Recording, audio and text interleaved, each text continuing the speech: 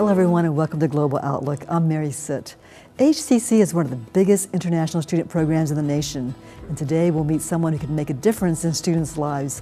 Later, we'll meet a student who is Indian but was born and raised in Dubai, and he'll tell us about his experience here. Plus the signs of ovarian cancer, do you know what they are? We'll meet the woman who's a founder and CEO of Ovarcome, a nonprofit whose mission is to raise global awareness of this disease. But first, let's meet Andrew Ngo, the first face students see when they walk into the Office of International Student Services. Andrew's from Vietnam, has worked at HCC for about 2 years now? Yeah, 2 years. 2 years. Yes. Welcome to the show. Oh, thank you for inviting me here. So tell me, what kind of questions do students have when they walk into the Office of International Students? We have all kind of questions because Houston had diversity. It would depend on when students come to our office. Okay. At the beginning of the semester, it could be a lot of incoming students. They go for check-ins and they ask for admission, application and everything. And at the end of the semester will be extension of their I-20, change education level, or they transfer in or out, and maybe they apply for OPT. A lot of questions. Yeah. OPT stands for? Optional practical training. Which allows them to work 1 year after they get their degree. Yes, that degree. Yeah. So they have a lot of visa questions too, I imagine, right? Yeah. These are students from all over the world who come in to study here at HCC. Yeah. Are they worried about meeting all the requirements or documents or what sort of things? Yeah, more of them, they want to change their status from, usually from B1, B2 is tourist visa. Okay. They want to change to F1 visa to study at HCC. Okay. Yes. And students come from all over the world. What countries do they come from? Mostly from Vietnam, Nigeria, Venezuela, all around the world. So when the Vietnamese students come in, I'm sure they feel very comfortable when they see you because you can just switch from English to Vietnamese, is that right? Actually, if they ask for help in Vietnamese, I will help them. But most of Vietnamese, they know how to prepare for when they come to our office. They want to speak English to you. Yes, speak English. And they might take their relative or friend. So with them. so they have help before. Okay. Yeah. Can you tell me what type of student services does your office offer? We offer immigration advising, academic advising. We have open house. What happens at the open houses now? You have that at the beginning of the year or we just have throughout the year? We just have it last, I think it's September. So we open to everyone. So they welcome to come to choice and to learn about XCC. Okay. Yeah, everyone can go. And all the counselors are at the open house too? They can meet the different counselors? Yeah. They meet other student or their relative. They want to go and and that's where you tell them about the whole program for international students, what's required, how they can stay here. Yeah, how they can start like as a new student or transfer from another school to XCC, or they just can take class at XCC if they're in another school right now. It's called concurrence. Concurrence. Yeah, okay. concurrence, yes. What do you like best about your job, working with all these different students? I think like helping international students, like I will help the first time I came to US. Yeah. So you had your own set of questions and fears, I guess, when you first came here 4 years ago, right? First time I came to Houston. So I went to Central Campus, and I was so nervous. I have no idea what I have to do, who I have to talk to. So, but I talked to the front desk, and they said, okay, you need to talk to academic advisor. And I met someone, she's so nice and helpful. She showed me everything. I still remember her name. Her name is Thủy Nguyen, I think. She's Vietnamese too. Oh, that's great. Yeah, so I'm you're the happy. first person, you screen all the students and tell them where they need to go and who they need to see, right? You're the first stop. I'm the first one who help them, and I screen them, and I guide them to the right one who will help them. Yeah. Okay.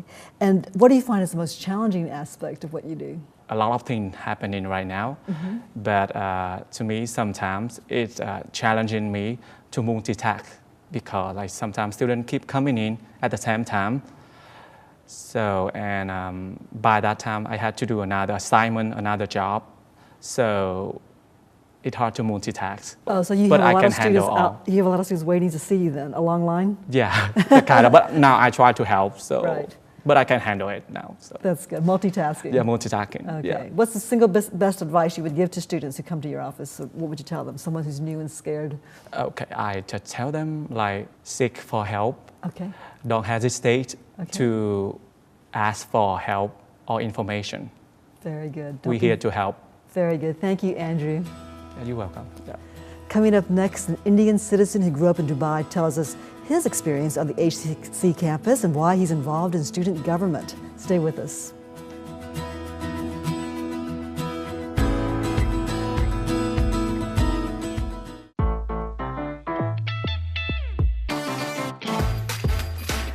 HCC.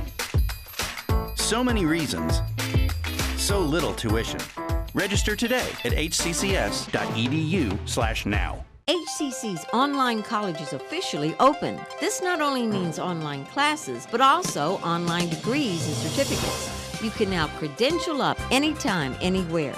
Join the fast-growing number of students getting their full college education from anywhere they use a laptop.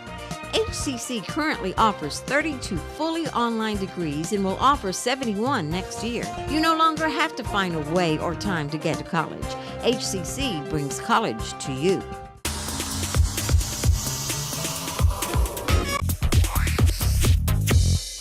Do you know that HCC has an inclusive workforce program that offers career readiness, vocational training, and support services to students with intellectual and developmental disabilities?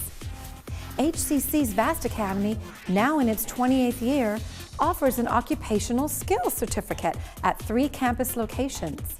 Students are prepared for entry-level employment in many fields like retail, dining services, business technology, childcare, office skills, and more. Courses include career and job readiness, computer and financial literacy, communications and retail, with fun electives like robotics, health and fitness, and exploring Houston. VAST also has partnerships with over 50 employers in the community to offer valuable internships as well as job placement assistance. VAST Academy alumni are employed with many different employers such as the Rice School of Houston, MD Anderson, Phoenicia Deli, and the VA. Many of our alumni have continued their training and have received workforce certificates and even associate degrees in culinary, childcare, business technology, welding, and more. Our motto is education plus employment equals independence. For more information, visit our website at vast.hccs.edu. So now you know.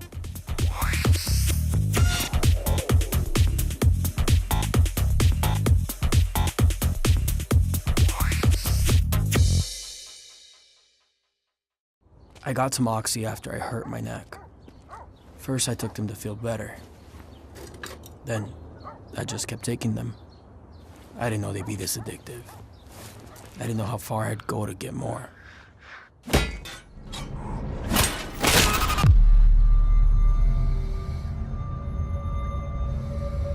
Opioid dependence can happen after just 5 days. Know the truth, spread the truth. I've seen people's lives change just by attending a class at HCC. Some of them might not have the financial means to go to a four-year university. That doesn't make them any less quote-unquote smart than the kids who go to a four-year school. HCC is easy to get to. It's easy to apply and easy to become a part of. It gave me so much confidence. Once you finish your 2 years there, you can transition into a four-year university or go into the workforce. It's affordable, it's accessible, it changes lives.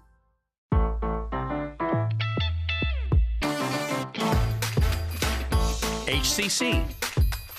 So many classes, so little tuition. Register today at hccs.edu/now.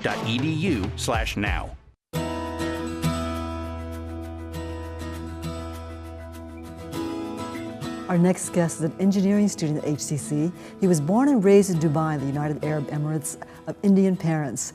Jonathan Raj is part of HCC's Honors College curriculum. And thank you so much for being with us, Jonathan. Thank you for having me. Tell me, what part of India is your family from?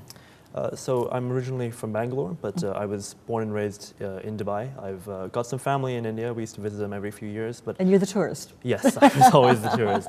Yeah, we were never there for more than a month at a time, and I don't speak any Indian languages, so they would always tell me, my family, when we were haggling at the markets, to not say anything, because when they heard my accent, they'd be, oh, he's a tourist, we can charge him Oh, extra. the prices go up? Yeah. So keep your mouth shut, let us buy. Exactly, yeah. Okay, so why did you decide, and how did you decide to come to HCC to study? So I wanted to study in America because I knew about the value of an American degree, but I couldn't afford to start off at a four-year university. So I had an American friend who sent me a long list of community colleges to check out. And while I was browsing the HCC website, I stumbled across the Honors College. And it just seemed like exactly what I was looking for. They had really excellent professors, a really engaging curriculum, and there was a small cohort of students that I would get to know over the 2 years that I was here. And now, were you in college already in Dubai? Or no, what? I had just graduated high school, actually. So you came over here pretty young. Yeah, it was all by yourself. The summer that I graduated high school, I moved to Houston right after that. My mom came and dropped me off, but then that was it. Oh my goodness! Now, of course, English was not an issue because you speak English, obviously. Yes. But what other adjustments did you have to make, like either culturally or just the weather or anything else here in Houston? So the weather is pretty similar in Houston and Dubai, especially in the summer. Hot. Yeah, very hot. Is it steamy and humid there too? It does get very humid. Okay, in so the that was, especially. You felt like home. Weather was right? fine. Yeah. Yeah, but growing up, actually, I was raised on a lot of British programming, literature. I went to a British school, and so, but once I became a teenager, it was more American stuff. Okay. And so the fact that I was exposed to a lot of American culture growing up, when I moved here, there wasn't that much of a culture shock going in. But there's a lot of other things that you can't really prepare for. So like the driving culture in Houston, or the way that they do their food here. Free water is really nice, but they put ice in all their drinks, which I... That's a very American thing, very ice American. in the water. Oh, yeah. Yes. And what do you guys, you drink it room temp? Yeah, just room temperature. In China, they serve you hot boiling water on a hot day. Oh yeah, it's supposed to cool your body off more, I guess, something like that. But yeah, ice is definitely an American thing. What did you say, driving is also the way we drive here, or cars everywhere? It's a little bit different. The fact that there's so many huge trucks on the road, you have the Ford F-150s, and then people running red lights was a bit scary because I'm a pedestrian most of the time. Right. Yeah. And then the academically, it was pretty different because you went to some pretty rigorous schools and private schools there, right? So I was actually in the British curriculum. So I graduated in year 13. We had a very rigorous, the program's called A-levels there. I graduated with physics, maths, and biology. So actually when I moved here, I was mostly repeating stuff because I'd already taken it in my final year of school. So the first 2 semesters really weren't very difficult at HCC. In a way, that's pretty nice because it gave you time to adjust to everything else, right? Exactly. I mean, learning to live on my own for the first time with all these new responsibilities. And being so young, apartments, right? Did you find a roommate too and all that? No. I was, well, my first semester I was renting a room off of somebody that I found on Craigslist, but now I have my own apartment. So tell me about the Honors College. What are you doing here at the Honors College? As part of the Honors College, we have to take a whole range of subjects, part of the Honors curriculum, which I'm really excited about because I get to try subjects that I would never have had a chance to try if I was just a general student. So what are some of those subjects? So this morning, actually, I had my art history class. Okay. So we're studying, at the moment, we're going through about the early Renaissance period to about the modern time. And I've always been sort of interested in art, but I never really had the opportunity to properly study it. And now as part of the Honors College, I get to really go into that, and it's all paid for by the college. So it's a really great opportunity. And we have a world-class museum right down the street. Exactly, Museum of Fine Arts is wonderful. You can just go right there. And we had an assignment at the Museum of Fine Arts this week, actually, But you want to go into biomedical engineering, you think. Tell me about that. So as part of the Honors College, we have to take biology for science majors, which I took last semester. And one of our projects for that class was we went to MD Anderson downtown. And as I got a tour of the facility, I just fell in love with all of the work that they were doing there. I was really interested in the mechanics behind all the treatments that they had developed. And so I thought that this was really a field that I wanted to be a part of. And so I thought, okay, biomedical engineering. I can really help people with my engineering degree. And then after HCC, you want to go to a four-year university and complete that engineering degree, right? And do you see yourself going back to Dubai and developing a career there, or do you see yourself, what do you see yourself doing? Possibly. I honestly can't say where I'll end up. It depends on where I get a job, where I end up moving. It's really quite up in the air. You seem very mature for your age. I mean, really, you were 18 when you came over here. You've been here 3 semesters. What would you tell other students who come over here in terms of adjusting to HCC and the courses here? So if you're in the American public education system, there's quite a jump from high school to college, but you really can work through it, especially if you work with your peers, if you work with your advisors and your professors. They're really there to help you. that culture of focusing on students is what I've found at HCC, particularly when I'm participating in student government. So I'm the president of the United Student Council. I'm the vice president of the Student Government Association of Northwest. That's great. Congratulations. Thank you. Thank you. Students have to vote for you, right? Yes, yes. What was your slogan? Oh, I didn't have to campaign so much. I just had to, I just advertised myself and I just asked them, And what do you like about the student government? What do you want to achieve there? So I work a lot with the administration, and I've made connections there that I wouldn't have been able to make as a regular student, and we're just really representing the student voice. So most recently we're working on childcare at HCC. Oh, that's great. Yeah, we've had some students who've raised concerns about maybe they'd like more opportunities for that on campus, so we're working with the administration to find ways to work with that. We're also looking at sustainability, so making HCC more eco-friendly as well. Very nice. Jonathan, thank you so much for being here, and thank you good for luck having with me. your career here at HCC. Thank you. Thank you. Did you know 1 in 75 women develop ovarian cancer and there's no reliable screening for it? Our next guest is raising global awareness of ovarian cancer. Don't go away.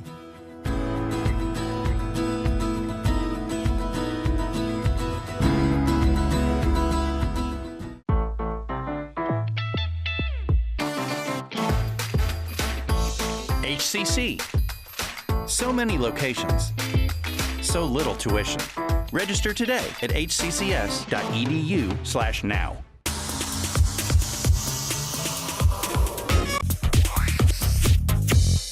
Hello, welcome to So You Know.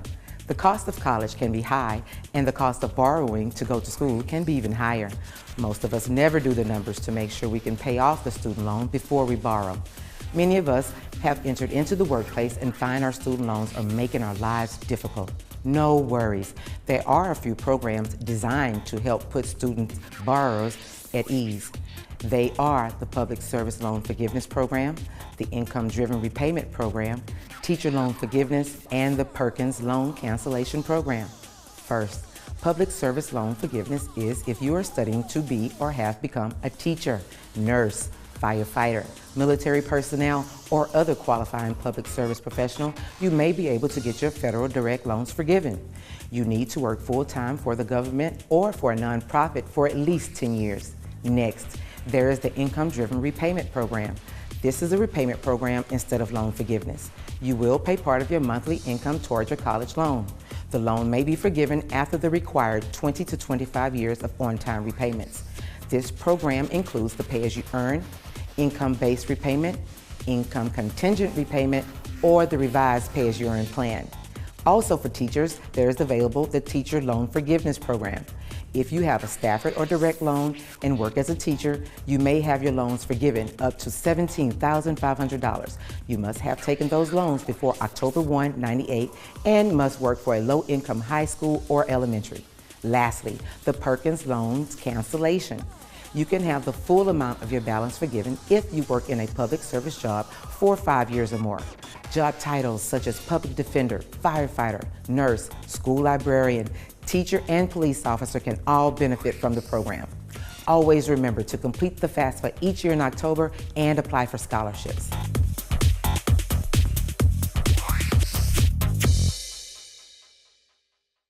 I don't know an industry today that doesn't rely on some amount of coding to run their business. Coding is the 21st century equivalent of the English language. And our particular flavor of this is the iOS Coding and Design School. And Apple's been very supportive and in fact joined with us to roll out the start of this Swift programming initiative. So it's a great opportunity to combine creativity with science and technology, contributing to this app economy.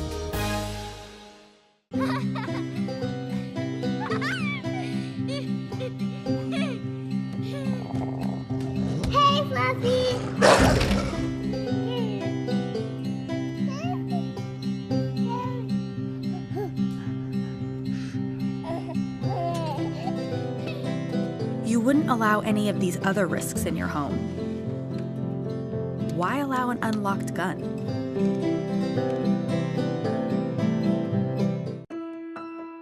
We have academic programs that help students get from high school into a university. And the data is very clear that students that take the path of a community college finish in far higher numbers than students that start straight into a university experience. Our students can achieve a baccalaureate degree in multiple fields from the universities in the area without ever leaving Houston Community College.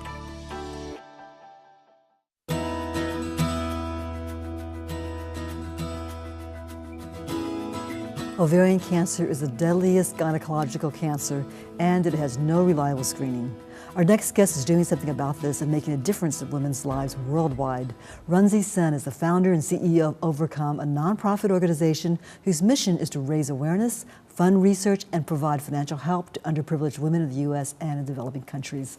Runsi, thanks for being with us. Thank you for having me. Tell me, what are some of the symptoms of ovarian cancer? So first of all, ovarian cancer is, the symptoms are very vague and non-specific, and that's why we came up with this card. This is a new thing that we came up with. It's called the beach symptoms of ovarian cancer. So what we are looking out for is like 5 symptoms. The B stands for bloating. E stands for the early fullness, like, you know, when you eat very little and then you feel very full very quickly. And then abdominal or cervical pain. And then pelvic pain, and then not cervical, I meant to say pelvic pain. And then you could have changes in bowel and bladder habits, and then you could have, you're extremely tired all the time for no reason. So these symptoms, you know, in their own ways, it's very vague and non-specific, as I said, and it can happen to every woman, right? Because between work and family and other things, it is not unnatural for us to feel any of these. Right, I'm always tired.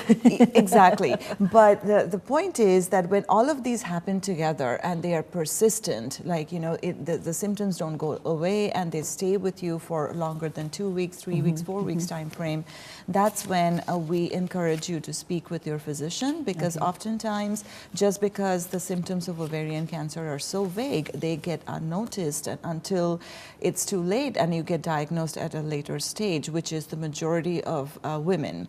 When they get diagnosed with ovarian cancer, it's like 75% of the women get diagnosed at an advanced stage because of this vagueness in the symptoms. And at the advanced stage, can it still be treated or not really? It's treated, but you know, the statistics are largely in favor for early detection. Right. So for example, if you get detected early, like in stage 1 or stage 2 for ovarian cancer, then your chances for 5-year survival rates is greater than 95%, and that's a significant percentage compared to when you get diagnosed in stage 3 or stage 4. So which majority, like I said, majority of the women get diagnosed so in this those is stages. Really important. Beach. Every student watching this should remember the I beach, think so. right? Beach. Bloating. E for early satiety. Is that right? A for abdominal pain. C for changes in bowel and bladder habits, and H for heightened fatigue. Exactly. And one person can have all 5 of these. Then you really need to go to see your doctor. Yes, and you know, each of these symptoms, and we have a few descriptions under each of them, but like I said, the thing to watch out for is the persistence in the symptoms, and whatever you do, it doesn't go away, and that's the time then you go speak with your physician. And for the student community that's watching, ovarian cancer does not have any effective screening tool yet, so when you go for your well-woman exams every year, older women that is, you get a mammogram, right, for your breasts, and then you get a pap smear for your cervical cancer screening, but there is no screening for ovarian cancer, and so in the absence of a test, awareness is the best. And so for the student community at HCC and the others that are listening, it is very important to pay attention to these symptoms, not just for yourselves, but also for your family members and your loved ones that might be experiencing those symptoms, you know, and so that you can share these and then, you know, ask them to go see a doctor sooner than later. Okay. Now, Runsi, you launched a really nice, fun initiative to help raise awareness and also to raise funds, and that's a jewelry line. Yes, I'm wearing one right here. It is beautiful. Yes, thank you. Tell me about the new jewelry that Ovarcome designed. Yeah, so we have a few pieces of jewelry that we have designed, and we just came up with the necklace collection first, and I'm wearing one of the designs, as you can see. It says OC for Ovarcome, OC right? for Ovarcome, and there is a bigger message to it. is because we feel that this necklace conveys or portrays the message that with love, strength, and belief you can overcome everything. So this might be any challenge that you're facing in life, be it cancer, be it chemotherapy, or be it any mental challenges, or it doesn't you don't even have to be a cancer patient, but it could be an academic challenge, anything, right. any challenge that you might be facing. This is our message that just by wearing this, it just makes you feel that you can overcome any challenge. So that's the inherent message for this necklace, and we will soon be coming out with earrings and other things as well, which is going to be later this year. But for now, we have this necklace. And the necklace has 5 slightly different designs. Yes. And these are all crystals, right? Yes, these are all crystals, and they're silver.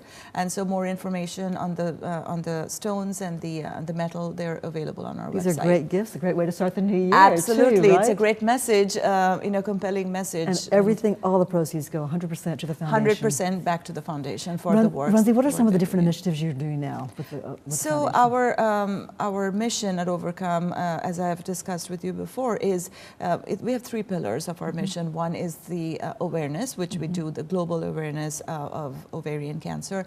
Then we do research funding, so we fund research, and these are young investigators that are involved in breakthrough research for ovarian cancer. And then we also have a care package called Overcare, and this is for underserved ovarian cancer patients. It's a financial assistance program. So what we offer via this package is we offer a $100 grocery card, a $100 gas card, and a $200 cash grant that these patients then they can use towards their, the driving back and forth to the hospital and the groceries and all of that. Yes, and so cancer can be very challenging, especially for underserved women, because not only is this physically and emotionally draining, but it's also financially even with extremely insurance. challenging. Exactly. So this is our small way to help women that have been diagnosed and that are looking for some financial assistance. And just quickly, our program, this Overcare program, which we launched in 2014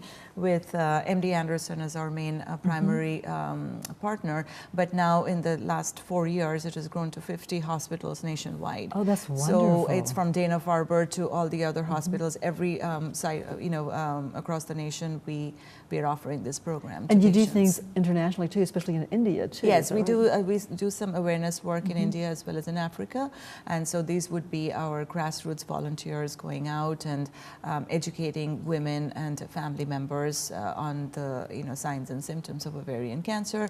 We have a few doctors that do some workshops at these locations. So yes. Runsi, how much money does your organization give to researchers every year?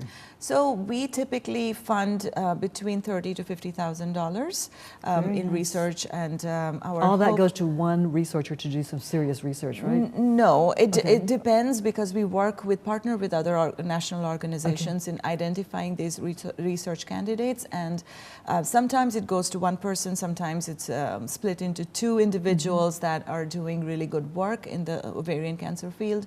And like I said, these would be the young researchers and investigators. So, but that's our allocated budget, but we hope that as we grow, our research funding initiatives Have you reached also any grow. breakthroughs yet since you started the funding of the grants? So we have seen a few things in terms of reporting, but not to the point where I would like to see, a cure for ovarian cancer. But the good thing is advancements are happening every day. When are they going to find a screening? Because that's what I would really be interested in. Yeah, and so we are also asking for that question. So hopefully sometime soon. Yeah. You have a personal story of why you're so driven about this. Tell me why, quickly.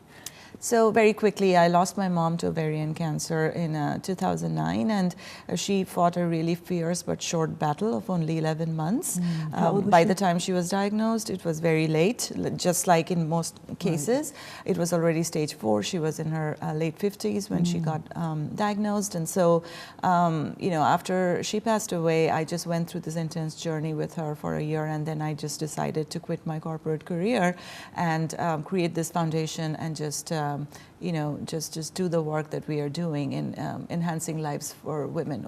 It must be so fulfilling for you because you're really carrying out a vision your mother left behind. Definitely. For you to take care. Yes. Thank you so much. We can find out more on Ovarcome, OVARCOME.org. Right? Absolutely. And thank you so much for inviting me. Thank you, Runsi. Thank you. That's all for this edition of Global Outlook. We'll see you again every Friday and Sunday at 7:30 a.m. and p.m. plus Saturday at 10 a.m. I'm Mary Sitt. Thanks for watching.